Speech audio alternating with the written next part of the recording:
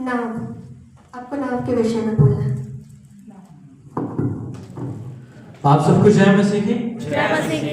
मेरा नाम दुर्गेश सिंह है। मैं चर्च ऑफ क्राइस्ट निहारका से हूँ और आज का जो मेरा विषय है वो है नाव।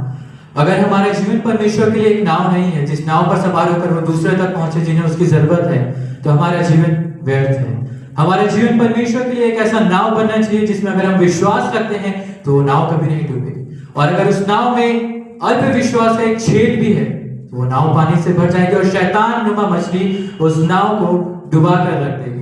जिस प्रकार से एक नाव एक मानसी के लिए बहुत जरूरी चीज है, एक मानसी का जीवन उसके नाव पर निर्भर करता है कि अगर वो नाव पर चलेगा तो वो अपने रोजमर्रा के कार्यों को कर सकता है। एक मछुआरा नाव में बैठकर मछली पकड़ता है तब उसका दिनचर्या चलता है। लोग नाव में बैठकर सवारी करते हैं तब वो एक जगह से दूसरी जगह पहुंचते हैं।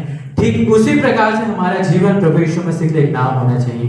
प्रभु यीशु मसीह के पहले दो चेले पतरस और अंद्रियास नाविक थे, मछली पकड़ते थे, नाव में जाते थे, उससे उनका जीवन चलता था। प्रभु ने उनसे क्या कहा? तुम मेरे साथ चलो, मैं तुम्हें लोगों का जीवन पकड़वाने वाला बनाऊंगा। हालेलुया। परमेश्वर का जीवन इस रीति से है कि वो हमें अपने जीवन की नाव बनाना चाहता है, और अगर हम उसके जीवन में नाव बनते हैं, उसके जीवन को उस उपयोग में लाते हैं कि हम उसके लिए काम में लाया जा सके, तो परमेश्वर हमें नूह की नाव बनाएगा जो ना कभी डूबेगी ना कभी नाश होगी, बल्कि वो इस दुनिया के सबसे ऊंचे पर्वत के ऊपर स्थिर रहेगी। हालेलुया। अगर हमारा जीवन परमेश्वर के लिए एक नाव बनता है तो यकीन मानिए आप परमेश्वर के लिए नूह बन सकते हैं।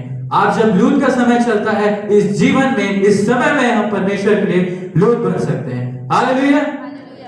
इसी प्रकार से अगर हम अपने जीवन में परमेश्वर के दो धारी तलवार को, परमेश्वर के नाव को, परमेश्वर के मोती को और परमेश्वर के हर एक कार्यों को मानते हैं तो वो हमारे लिए एक जीवन है और जीवन का कर्ता है, क्योंकि परमेश्वर ने इस रीति से हमें बनाया है कि हम उसके बेटे हैं और हमारे द्वारा वो सबको वचन पहुंचाता है।